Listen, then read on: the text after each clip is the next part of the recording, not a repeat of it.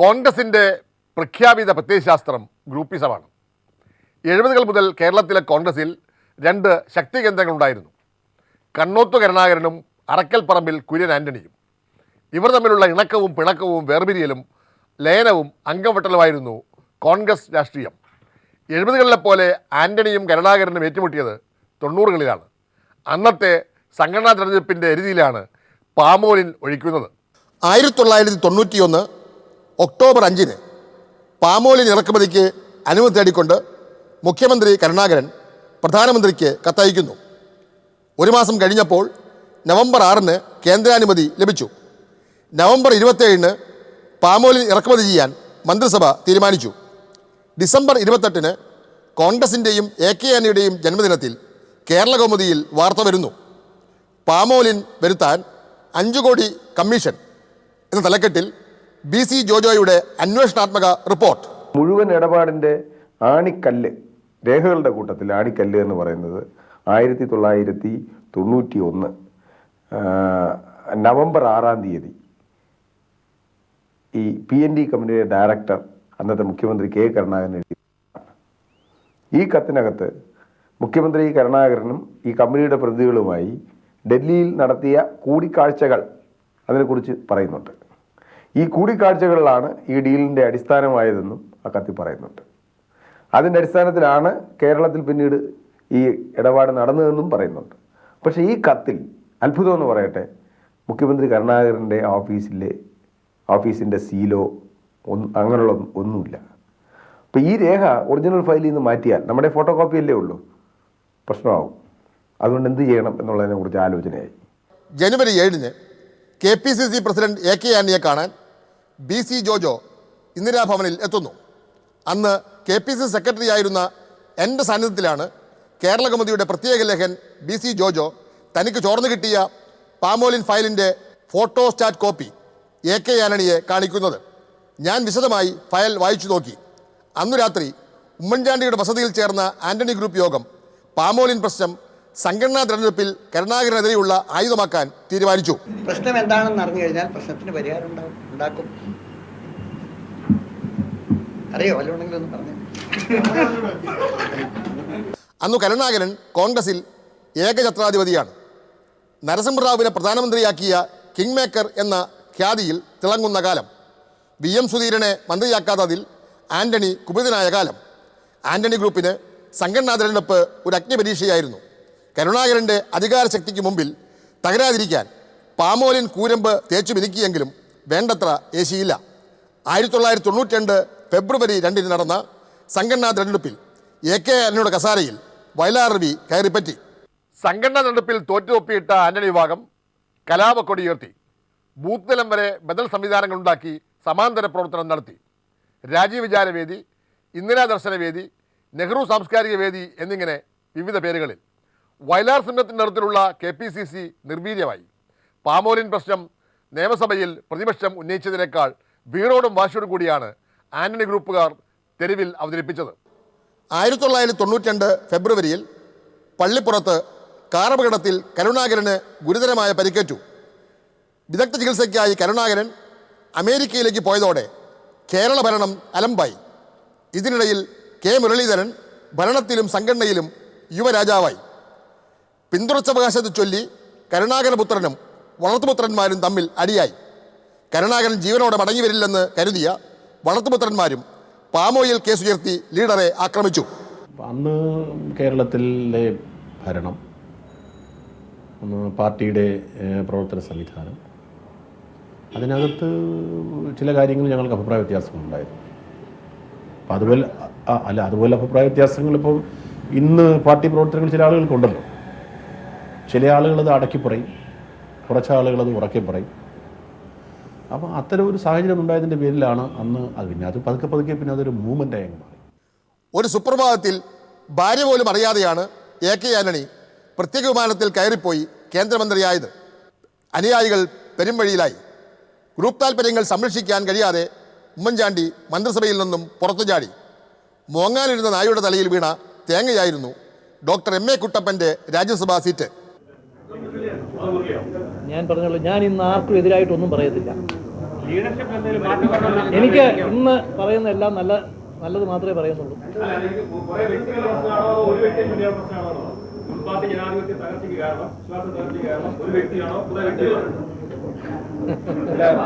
ആയിരത്തി 1994 ജൂൺ 16 ധനമന്ത്രി സ്ഥാനം രാജിവെച്ച ഉമ്മൻചാണ്ടി വെറുതെ ഇരുന്നില്ല. ആന്റണി ഗ്രൂപ്പിന്റെ നേതൃത്വം ഏറ്റെടുത്ത് നാടുനീളെ ഓടി നടന്നു. ഗ്രൂപ്പ് യോഗങ്ങൾ തകൃതിയായി. കരുണാകരന് താഴെയുറക്കുകയെന്ന 1 പോയിന്റ് പ്രോഗ്രാം. ചാരവൃത്തി കേസ് വന്നപ്പോൾ പാമോലിൻ കേസിന്റെ പ്രഭ മങ്ങി. രമൺ ശ്രീവാസ്തവയെയും മറിയം റഷീദയെയും ഉയർത്തിക്കാട്ടി കരുണാകരനെ കുറ്റവാളിയാക്കി. പാമോയിൽ, ചാരവൃത്തി എന്നീ പ്രശ്നങ്ങളുടെ പേരിൽ കരുണാകരൻ രാജിവെക്കണമെന്നാണ് ഉമ്മൻചാണ്ടി പത്രസമ്മേളനങ്ങളിൽ ആവശ്യപ്പെട്ടത്. മന്ത്രിസ്ഥാനം രാജിവെച്ച KP വിശ്വനാഥനും പോരിനിറങ്ങി. നേതൃത്വ മാറ്റം ആവശ്യപ്പെട്ടുകൊണ്ട് വിഭാഗം അതിന് മുൻകൈയെടുത്ത്, അതുപോലെ തന്നെ ആ വിഭാഗത്തിലെ കുറച്ച് എതിരായിട്ട് നിൽക്കുന്ന ആളുകളൊക്കെ ഒരുമിച്ച് കൂടി ഒരു മൂവ്മെൻ്റ് ഉണ്ടാക്കാനുണ്ടായത്.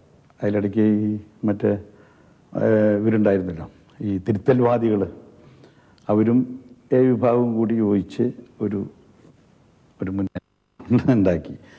അതിൻ്റെ ഒരു ഫലമാണ് ആദ്യം ഉമ്മൻചാണ്ടി രാജിവെച്ചു.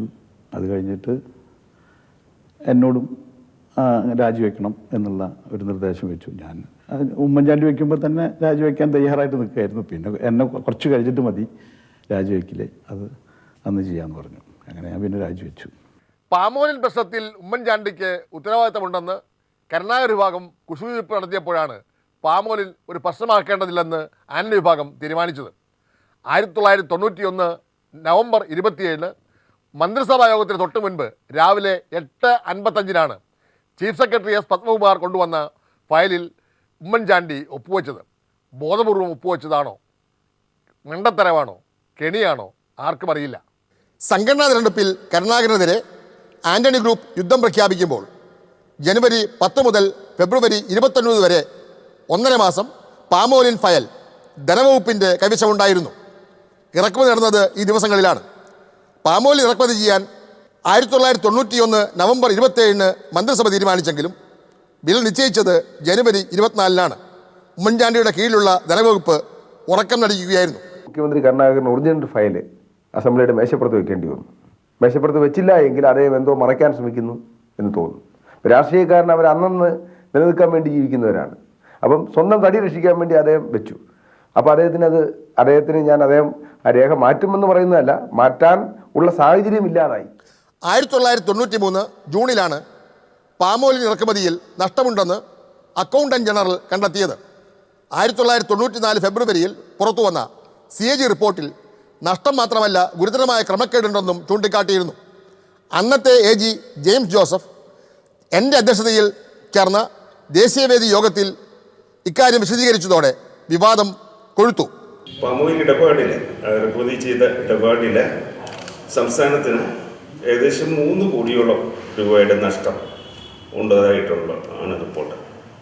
അതിലെ ഉത്തരവാദികൾ ആരാന്നുള്ളത് ഓഡിറ്റ് റിപ്പോർട്ടിലെന്ന് പറഞ്ഞിട്ടില്ലായിരുന്നു. അന്നങ്ങനെ പറയുകയില്ലായിരുന്നു. ഇപ്പോഴാണ് CAG റിപ്പോർട്ടിൽ ഉത്തരവാദിത്വം ചുമത്തുന്നുണ്ട്. ഇപ്പം മറ്റ് പല റിപ്പോർട്ട്സും വന്നിട്ടുണ്ടല്ലോ. CAG പ്രൈം മിനിസ്റ്റേഴ്സ് ഓഫീസ് റെസ്പോൺസിബിളാണ്, അല്ലെങ്കിൽ ശ്രീധർ റെസ്പോൺസിബിളാണ് എന്നൊക്കെ വരുന്നുണ്ട്. അന്ന് അത്രയും പറയില്ല, അത്രയും ഡീറ്റെയിൽസിലേക്ക് കിടക്കത്തില്ല.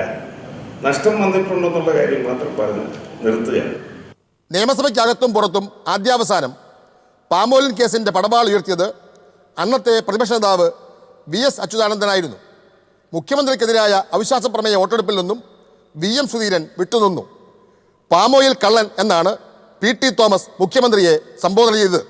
ആത്യന്തികമായി അത് അതിൻ്റെ പേരിൽ അന്ന് നമ്മൾ നടത്തിയ പ്രസ്താവനകളോ അല്ലെങ്കിൽ നമ്മളുടെ അടുത്ത നിലപാടുകളുടെ പേരിൽ ഇന്ന് 100% അതിലങ്ങ് സ്റ്റക്ക് ഓൺ ചെയ്ത് നിൽക്കാനോ അല്ലെങ്കിൽ അതിൽ നിന്ന് മാറിപ്പോകേണ്ടോ അങ്ങനെ കാര്യങ്ങളില്ല. ഓരോ സാഹചര്യങ്ങളാണ് അതിൻ്റെ പ്രധാനപ്പെട്ട പങ്കുവഹിക്കുന്നത്. ആയിടെ പഞ്ചസാരയിൽ ഉറുമ്പലിച്ചതിൻ്റെ പേരിലാണ് AK ആന്റണി കേന്ദ്രമന്ത്രി സ്ഥാനം രാജിവെച്ചത്. കരുണാകരനെ മുഖ്യമന്ത്രി സ്ഥാനത്തു നിന്ന് മാറ്റുകയെന്ന ഉമ്മൻചാണ്ടിയുടെ നീക്കത്തിന് കോൺഗ്രസ് ഹൈക്കമാൻഡിൻ്റെ പരോക്ഷ പിന്തുണ ഉണ്ടായിരുന്നു. ഭൂരിപക്ഷം കോൺഗ്രസ് MLA-മാരെ ഉമ്മൻചാണ്ടി കരുണാകര വിരുദ്ധ പക്ഷത്തിൽ എത്തിച്ചതോടെയാണ് ഗത്യന്തരമില്ലാതെ കരുണാകരനെ രാജിവെക്കേണ്ടി വന്നത്. 9:30 മണിക്ക് ഞാൻ ഗവർണറെ കാണും, എനിക്ക് പത്രക്കാരോടല്ല പറയാനുള്ളത്. എന്നെ ഞാനാക്കിയ കോൺഗ്രസിനെ കാത്തുരക്ഷിക്കുന്ന ഞങ്ങളെല്ലാം ആശാകേന്ദ്രമായ ജനങ്ങളോട് ഞാൻ റിപ്പോർട്ട് ചെയ്യുന്നു. 9:30 മണിക്ക് ഞാൻ രാജിവെക്കാൻ പോവുകയാണ്. കരുണാകരനെ മുഖ്യമന്ത്രി കസാരയിൽ നിന്നും താഴെ ഇറക്കാൻ ISRO ചാരവൃത്തി കേസിനോടൊപ്പം പാമോലിൻ കേസും ആന്റണി ഗ്രൂപ്പുകാർ ആയുധമാക്കിയിരുന്നു. ആന്റണി പ്രത്യേക വിമാനത്തെത്തി മുഖ്യമന്ത്രിയായി സത്യപ്രതിജ്ഞ ചെയ്തതോടെ കരുണാകരനെ വെട്ടാൻ ഉപയോഗിച്ച പാമോലിൻ വാൾ ഉറയിലിട്ടു. ആന്റണിയും ഉമ്മൻചാണ്ടിയും കൂടി പാമോലിൻ അധ്യായം കൊട്ടിയടച്ചു. 1996 മാർച്ച് 16 തെരഞ്ഞെടുപ്പിൻ്റെ മൂർധന്യത്തിലാണ് MM ഹസൻ ചെയർമാനായ പബ്ലിക് അക്കൗണ്ട്സ് കമ്മിറ്റി റിപ്പോർട്ട് സമർപ്പിച്ചത്. കേന്ദ്ര സർക്കാരിൻ്റെ നിർദ്ദേശങ്ങൾ ലംഘിച്ചതുവഴി 4 കോടി രൂപയുടെ നഷ്ടമുണ്ടായെന്നാണ് കമ്മിറ്റിയുടെ നിഗമനം. പാമോലിൻ്റെ വില ഡോളർ നിരക്കിലാക്കിയതും നാണ്യവിനിമയത്തിലെ അന്തരം പരിഹരിക്കാൻ 15% സർവീസ് ചാർജ് നിശ്ചയിച്ചതും വിലപേശൽ കൂടാതെ ആണെന്ന് കമ്മിറ്റി കണ്ടെത്തി. ഡിപ്പാർട്ട്മെൻറ്റിൻ്റെ അറിവോട് കൂടിയേ ക്യാബിനറ്റിൽ വയ്ക്കാൻ ഒക്കൂ. ഫൈനലായിട്ട് ക്യാബിനറ്റിൽ വയ്ക്കാൻ ഒപ്പിടേണ്ടത് 2 ആളുകൾ ഇത് ഒപ്പിട്ടാലേ ക്യാബിനറ്റിൽ പ്ലേസ് ചെയ്യാൻ ഒക്കൂ. കൺസേൺ മിനിസ്റ്റർക്ക് കൊണ്ടുവരാൻ അവകാശമുണ്ട്. അദ്ദേഹം കൊണ്ടുവന്നു. റൂൾ 8 പ്രകാരം ഇദ്ദേഹം സാങ്ഷൻ കൊടുത്തു. ക്യാബിനറ്റിൽ പ്ലേസ് ചെയ്യാൻ, ഫൈനലായിട്ട് ക്യാബിനറ്റിൽ പ്ലേസ് ചെയ്യാൻ ചീഫ് മിനിസ്റ്ററാണ് ഒപ്പിടുന്നത്. ഇവർ രണ്ടുപേരും ഒപ്പിടേണ്ടത് നടപടിക്രമമാണ്. ഔട്ട് ഓഫ് അജണ്ട ആയിട്ട് വയ്ക്കാൻ അതിൻ്റെ അർജൻസി കൊണ്ടാണ്. അന്ന് ഈ ദീപാവലിയും സംക്രാന്തിക്കുമൊക്കെയാണ് ആ ഫെസ്റ്റിവലിൻ്റെ ഭാഗമായിട്ടാണ് പാം ഓയിൽ ഇമ്പോർട്ട് ചെയ്യാൻ അന്ന് ഈ ഓഫർ വന്നത്. 1996 ഒക്ടോബറിൽ പാമോലിൻ ഇറക്കുമതിയുമായി ബന്ധപ്പെട്ട് അഴിമതി നിരോധന നിയമപ്രകാരം കെ കരുണാകരനും മറ്റ് 6 പേർക്കുമെതിരെ നയനാർ സർക്കാർ FIR രജിസ്റ്റർ ചെയ്തു. 99 ജനുവരി 29 PUC റിപ്പോർട്ട് നിയമസഭയുടെ മേശപ്പുറത്ത് വെച്ചു. നവംബർ 30 പ്രതികളെ പ്രോസിക്യൂട്ട് ചെയ്യാൻ സർക്കാർ അനുമതി തേടി. ഡിസംബർ 31 തിരുവനന്തപുരത്തെ പ്രത്യേക കോടതിയിൽ റിപ്പോർട്ട് സമർപ്പിച്ചു. 2001 AK ആന്റണി മുഖ്യമന്ത്രിയായത് മുതൽ കോൺഗ്രസിൽ അട്ടഹാസങ്ങളും പോർവിലുമായിരുന്നു. കെ കരുണാകരനെതിരെ പലവട്ടം ആന്റണി ഏറ്റുമുട്ടിയെങ്കിലും പാമോലിൻ കേസ് കോൾഡ് സ്റ്റോറേജിൽ തന്നെയായിരുന്നു. കേസ് പിൻവലിക്കണമെന്ന് കരുണാകരൻ നേരിട്ട് ആവശ്യപ്പെട്ടെങ്കിലും ആന്റണി വഴങ്ങിയില്ല.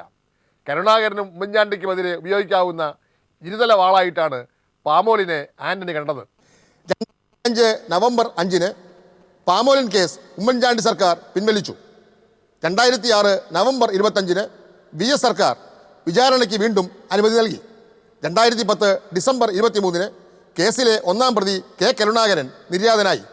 2011 ഫെബ്രുവരി 11 TH മുസ്തഫ പ്രത്യേക കോടതിയിൽ വിടുതൽ ഹർജി നൽകി. ഫെബ്രുവരി 12 സക്കറിയ മാത്യു ധനപരമായ ഉത്തരവാദിത്വം ഉമ്മൻചാണ്ടിക്കാണെന്ന് സത്യവാങ്മൂലം നൽകി. മാർച്ച് 14 തുടരന്വേഷണത്തിന് കോടതി ഉത്തരവിട്ടു. മെയ് 13 തെരഞ്ഞെടുപ്പ് ഫലപ്രഖ്യാപന ദിവസം ഉമ്മൻചാണ്ടിക്കെതിരെ തെളിവില്ലെന്ന് വിജിലൻസ് റിപ്പോർട്ട് നൽകി. ഓഗസ്റ്റ് 8 ഉമ്മൻചാണ്ടിയുടെ പങ്കും അന്വേഷിക്കണമെന്ന് കോടതി വിധിച്ചു.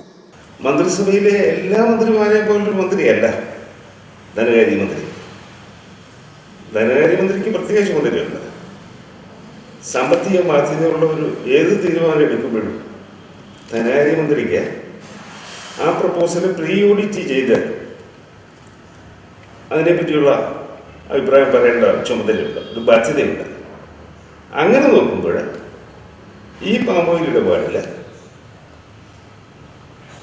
ധനകാര്യ വകുപ്പ് ഒരു കൃത്യവിലോപം കാണിച്ചിട്ടുണ്ട്, പ്രീ ഓഡിറ്റ് ചെയ്തില്ല. ലീഡർ കെ കരുണാകരൻ്റെ നിര്യാണത്തെ തുടർന്നാണ് പാമോലിൻ കേസ് വീണ്ടും പൊങ്ങിയത്. കരുണാകരൻ്റെ അപ്പീൽ പ്രകാരമുള്ള സുപ്രീം കോടതി സ്റ്റേ റദ്ദായി. കേസിൽ നിന്ന് ഒഴിവാക്കണമെന്ന് വാദിച്ച TH മുസ്തഫ ഉമ്മൻചാണ്ടിയും കൂട്ടുപ്രതിയാണെന്ന് പറയാതെ പറഞ്ഞു. സക്കറിയ മാത്യുവിൻ്റെ സത്യവാങ്മൂലത്തിലൂടെയാണ് അത് അടിവരയിട്ടത്. മണ്ടൻ മുത്തപ്പ എന്നറിയപ്പെട്ട TH മുസ്തഫ എന്ന പഴയ അരികച്ചവടക്കാരൻ എങ്ങനെയുണ്ടെൻ്റെ ബുദ്ധി എന്നാണ് ഉമ്മൻചാണ്ടിയോട് ചോദിച്ചത്. 1-ാം പ്രതി കെ കരുണാകരൻ്റെ മരണശേഷമാണ് കേസിന് വീണ്ടും ജീവൻ വെച്ചത്. R ബാലകൃഷ്ണപിള്ള ജയിലിലായപ്പോൾ അന്തം വിട്ട് ഭയചകിതനായത് TH മുസ്തഫയാണ്. ഭക്ഷ്യമന്ത്രിയായിരുന്ന തനിക്കുള്ള പങ്ക് ധനമന്ത്രിയായിരുന്ന ഉമ്മൻചാണ്ടിക്കുമുണ്ടെന്ന് ആത്മരക്ഷാർത്ഥം മുസ്തഫ വിളിച്ചുകൂടിയതാണ് ഇടുത്തിയായത്. മന്ത്രിസഭ എടുക്കുന്ന തീരുമാനത്തിൽ ഒരു മന്ത്രിക്ക് പേഴ്സണലായിട്ട് ഉത്തരവാദിത്വമില്ല. മന്ത്രി എടുക്കുന്ന തീരുമാനത്തിൽ മന്ത്രിക്ക് പേഴ്സണലായിട്ട് ഉത്തരവാദിത്വമുണ്ട്. അപ്പൊ ഇതിൽ എനിക്കോ ഉമ്മൻചാണ്ടിക്കോ ആർക്കും പേഴ്സണലായിട്ട് യാതൊരു ഉത്തരവാദിത്വമില്ല. ആ തീരുമാനത്തിൽ എന്തെങ്കിലും പെശകോ കുഴപ്പമോ ഉണ്ടെങ്കിൽ അതിൻ്റെ ഉത്തരവാദി മന്ത്രിസഭയാണ്. മാർച്ച് 14-നാണ് പുതിയ തെളിവുകളുടെ അടിസ്ഥാനത്തിൽ പാമോലിൻ കേസിൽ തുടരന്വേഷണത്തിന് വിജിലൻസ് കോടതി ഉത്തരവിട്ടത്. അന്വേഷണത്തിന് 3 മാസ കാലാവധി ഉണ്ടായിരുന്നിട്ടും തെരഞ്ഞെടുപ്പ് ഫലപ്രഖ്യാപന ദിവസമായ മെയ് 13-ന് ഉച്ചയ്ക്ക് വിജിലൻസ് ഡയറക്ടർ ഡെസ്മണ്ട് നെറ്റോ വ്യാജമായി ചമച്ച അന്വേഷണ റിപ്പോർട്ടാണ് ഉമ്മൻചാണ്ടിയുടെ മുഖ്യമന്ത്രി കസേര ഉറപ്പിച്ചത്. എന്നാൽ ധനമന്ത്രിയുടെ പങ്കും അന്വേഷിക്കണമെന്ന ഓഗസ്റ്റ് 8-ാം തീയതിയിലെ വിധിയാണ് പാമോലിൻ കേസിന് പുതിയ അർത്ഥവ്യാപ്തി നൽകിയത്. ഏത് അന്വേഷണത്തെയും ഞാൻ സ്വാഗതം ചെയ്യുന്നു. ഞാൻ ഈ സ്ഥാനം ഏറ്റെടുക്കുന്നതിന് മുമ്പ് പാർട്ടി നേതൃത്വത്തെ ഈ കേസിൻ്റെ വിവരങ്ങൾ അറിയിച്ചിട്ടുണ്ട്. എൻ്റെ വ്യക്തമായിട്ടുള്ള അഭിപ്രായം അറിയിച്ചിട്ടുണ്ട്. ഈ കാര്യങ്ങളെ സംബന്ധിച്ചിട്ടുള്ള വിവരങ്ങളും പാർട്ടി നേതൃത്വത്തെ അറിയിക്കും. വിജിലൻസ് കോടതിയുടെ വിധി ഒരു ഇടുത്തി പോലെയാണ് ഉമ്മൻചാണ്ടിയുടെ ശിരസിൽ പതിച്ചത്. ധനവകുപ്പിൻ്റെയും ധനമന്ത്രിയുടെയും പങ്ക് അന്വേഷിക്കണമെന്ന വിധി പാമോലിൻ കേസിന് ഒരു പുതിയ അർത്ഥതലം നൽകുന്ന വഴിത്തിരിവായിരുന്നു. ധനമന്ത്രിയുടെ ഭാഗത്ത് ലാഘവ സമയം ഉണ്ടായിട്ടുണ്ടോ, ധനമന്ത്രിയുടെ അറിവോടെയാണോ, ധനവകുപ്പിൻ്റെ അംഗീകാരം തേടിയിട്ടുണ്ടോ തുടങ്ങിയവയായിരുന്നു അന്വേഷണ വിഷയങ്ങൾ. വിജിലൻസ് കോടതി വിധിയുടെ അടിസ്ഥാനത്തിൽ മുഖ്യമന്ത്രി രാജിവെക്കണമെന്ന വാദം ശക്തിപ്പെട്ടെങ്കിലും അദ്ദേഹം വഴങ്ങിയില്ല. വിധിക്കെതിരെ ഹൈക്കോടതിയിൽ അപ്പീൽ കൊടുക്കാനും തയ്യാറായില്ല. വിജിലൻസ് വകുപ്പ് തിരുവഞ്ചൂരിന് കൈമാറി വാൽ മുറിച്ചുകൊണ്ട് ഓടുന്ന പല്ലിയെപ്പോലെ ഉമ്മൻചാണ്ടി രക്ഷപ്പെടുകയാണുണ്ടായത്.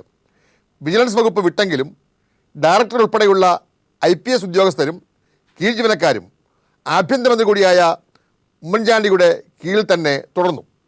ഈ ഒരു സാഹചര്യത്തിൽ മുഖ്യമന്ത്രി സ്ഥാനത്ത് ഉമ്മൻചാണ്ടി തുടർന്നാൽ അന്വേഷണം പ്രഹസനമാവും. കാരണം എല്ലാ വകുപ്പിലെയും ഉയർന്ന ഉദ്യോഗസ്ഥരെ നിയന്ത്രിക്കുന്ന പൊതുഭരണ വകുപ്പ് മുഖ്യമന്ത്രിയുടെ കയ്യിലാണ്. വിജിലൻസ് കോടതി വിധി അംഗീകരിക്കുന്നതിന് പകരം ജഡ്ജിയെ പരസ്യമായി അധിക്ഷേപിക്കാനാണ് UDF ഐതാളികന്മാർ ശ്രമിച്ചത്.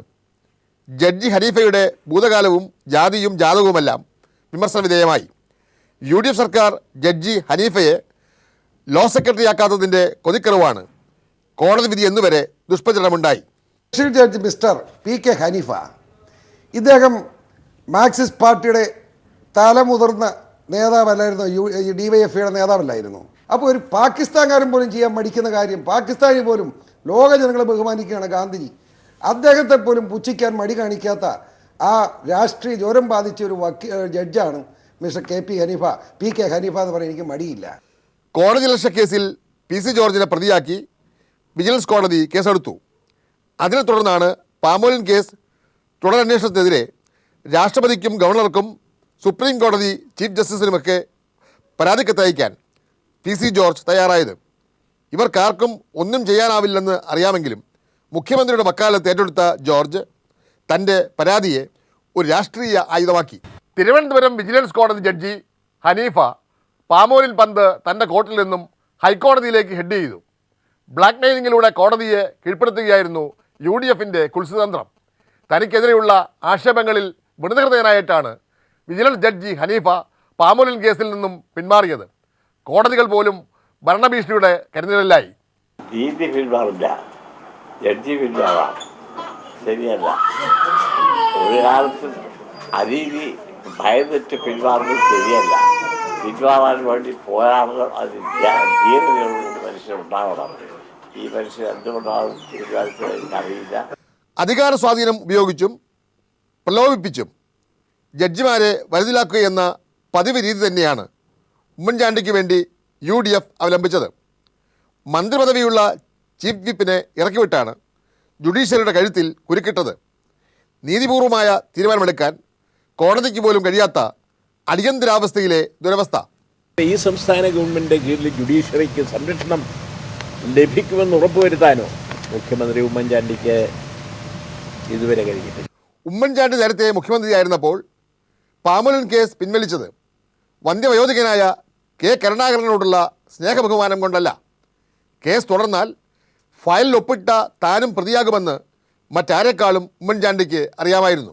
ഉമ്മൻചാണ്ടി ആഗ്രഹിച്ചൊരു കാര്യം തെറ്റായ വഴിയിലൂടെ നേടിയെടുത്തു എന്ന് വേണം വിജിലൻസ് ജഡ്ജിയുടെ നിലപാടിനെക്കുറിച്ച് കാണാൻ. നിയമവ്യവസ്ഥയെ അവഹേളിക്കലാണ് എന്ന് ഉമ്മൻചാണ്ടി മനസ്സിലാക്കണം, UDF മനസ്സിലാക്കണം. നമ്മുടെ നിയമവ്യവസ്ഥക്ക് വന്നിട്ടുള്ള ഏറ്റവും വലിയ അവഹേളനമാണിത്. ഇത് സംബന്ധിച്ച് ഉന്നത നീതിപീഠങ്ങൾ ഗൗരവമായ നിലപാട് സ്വീകരിക്കേണ്ടതുണ്ട്. അവർ ഇതിൻ്റെ പ്രശ്നത്തിൻ്റെ ഗൗരവത്തിനനുസരിച്ച് നിലപാട് സ്വീകരിക്കുമെന്ന് പ്രതീക്ഷിക്കുകയാണ്. തൃശൂർ വിജിലൻസ് കോടതിയിൽ വിചാരണയിലിരുന്ന പാമോലിൻ കേസ് സർക്കാർ പൂർണ്ണമായും പിൻവലിച്ചിരിക്കുകയാണ്. 2005 ജനുവരിയിൽ ഉമ്മൻചാണ്ടി മുഖ്യമന്ത്രിയായിരിക്കെ പാമോലിൻ കേസ് പിൻവലിക്കാൻ തീരുമാനിച്ചിരുന്നു. എന്നാൽ കേസ് തുടരാൻ LDF സർക്കാർ 2006 നവംബറിൽ പുറപ്പെടുവിച്ച ഉത്തരവാണ് ഇപ്പോൾ ഉമ്മൻചാണ്ടി സർക്കാർ റദ്ദാക്കുന്നത്. ടൈറ്റാനിയം കേസ് പിൻവലിച്ചു. അങ്ങനെ സോളാർ കേസ് കുറേശ്ശെ പിൻവലിച്ചുകൊണ്ടിരിക്കുന്നു. അതിനെല്ലാമാണ് ഈ മുഖ്യമന്ത്രി സ്ഥാനത്ത് മിസ്റ്റർ ചാണ്ടി കടിച്ചു തൂങ്ങും. കേസ് പിൻവലിക്കാനുള്ള 2005 സർക്കാർ തീരുമാനം ദുരുദ്ദേശപരമല്ലേ എന്ന് സുപ്രീം കോടതി ചോദിച്ചിരുന്നു.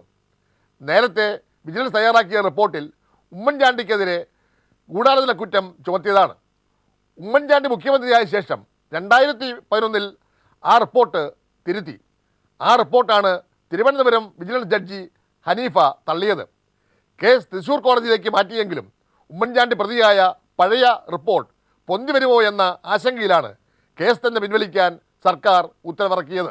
അന്നത്തെ വിജിലൻസ് വകുപ്പ് മന്ത്രി ഇത് പിൻവലിക്കാൻ പാടില്ലെന്നും പിൻവലിക്കാനുള്ള തീരുമാനം എടുത്തു കഴിഞ്ഞാൽ അത് കോടതിക്കകത്ത് നിലനിൽക്കാൻ പോകുന്നില്ലെന്നും സുപ്രീം കോടതി വരെ പരിശോധിച്ചൊരു കേസായതുകൊണ്ട് ഈ ഘട്ടത്തിൽ പിൻവലിക്കാൻ പാടില്ല എന്ന വിജിലൻസ് വകുപ്പ് മന്ത്രിയുടെ അഭിപ്രായത്തെ തള്ളിക്കളഞ്ഞുകൊണ്ടാണ് ഉമ്മൻചാണ്ടി സർക്കാർ ഈ തീരുമാനമെടുത്ത് വിജിലൻസ് കോടതിയെ അറിയിച്ചത്.